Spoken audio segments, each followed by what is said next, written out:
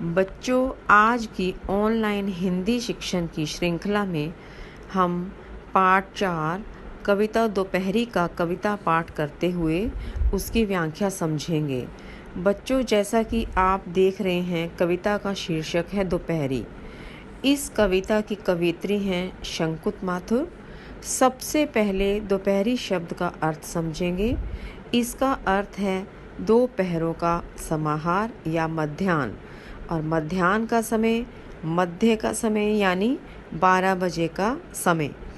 इस कविता में कवित्री ने दोपहर के समय की भीषण गर्मी से प्रकृति, पशु पक्षियों एवं बेबस ग्रामीण तथा अमीर व्यक्तियों के घरों के पालतू कुत्तों की सुविधाओं का वर्णन करते हुए एक ग्रामीण की दयनीय दशा का मार्मिक, सजीव तथा चित्रात्मक दृश्य अंकित किया है।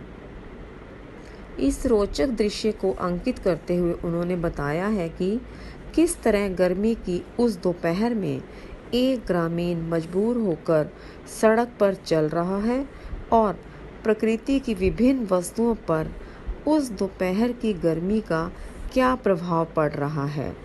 इस प्रकार दोपहरी कविता एक रोचक और भावों से परिपूर्ण अनुभूतिपूर्ण कविता है।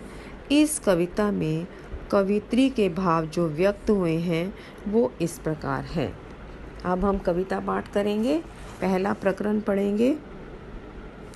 गर्मी की दोपहरी में तपे हुए नभ के नीचे काली सड़कें तारकोल की अंगारे सी जली पड़ी थी। छाह जली थी पेड़ों को भी, पत्ते झुलस गए थे। नंगे नंगे दीर्घकाय कंकालों से वृक्ष खड़े थे। हो अकाल के ज्यों अवतार। इसमें सबसे पहले शब्दों के अर्थ समझ लेते हैं।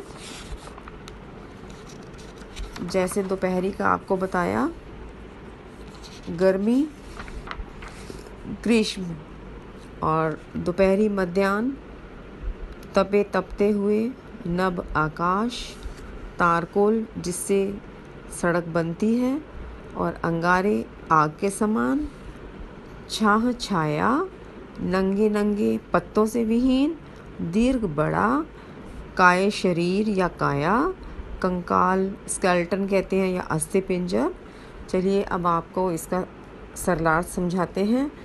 गर्मी की दोपहर में उस तपे हुए आकाश के नीचे जो काली सड़कें और जो तारकोल की बनी हुई हैं, उस गर्मी से सूर्य की धूप में इतनी तप चुकी हैं कि ऐसा लगता है मानो वो अंगारे की एक अंगीठी है। जो पेड़ों की छाया है ना, वो ऐसी लग रही है मानो वह जल गई है। अर्थात पेड़ों के नीचे जो छाया का अनुभव होना चाहिए वह नहीं हो रहा है, क्योंकि उन पेड़ों के पत्ते भी गर्मी से झुलस गए हैं, अर्थात जल गए हैं। पत्ते बेजान होकर नीचे गिर रहे हैं।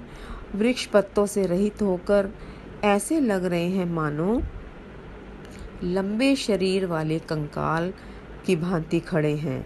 उन पर ना छाल है और ना ही पत्ते हैं, मानो वो अकाल का अवतार लेकर आए हों। जिस तरह अकाल के समय में स्थिति होती है, वैसी इस ग्रीष्म ऋतु में प्रकृति की स्थिति बनी हुई है। अगला प्रकरण पढ़ते हैं।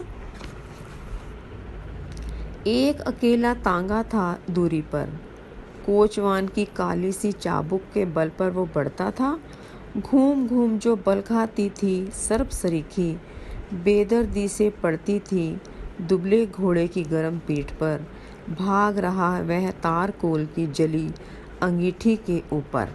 अब इसका सरलार्थ करते हैं, व्याख्या करते हैं। इस प्रकरण में केवल सड़क पर, जैसा आप चित्र में देख रहे हैं, उस सड़क पर तारकोल की जो गर्म सड़क है उस पर एक अकेला तांगा चला आ रहा है। कोचवान तांगे को चलाने वाले को कहते हैं।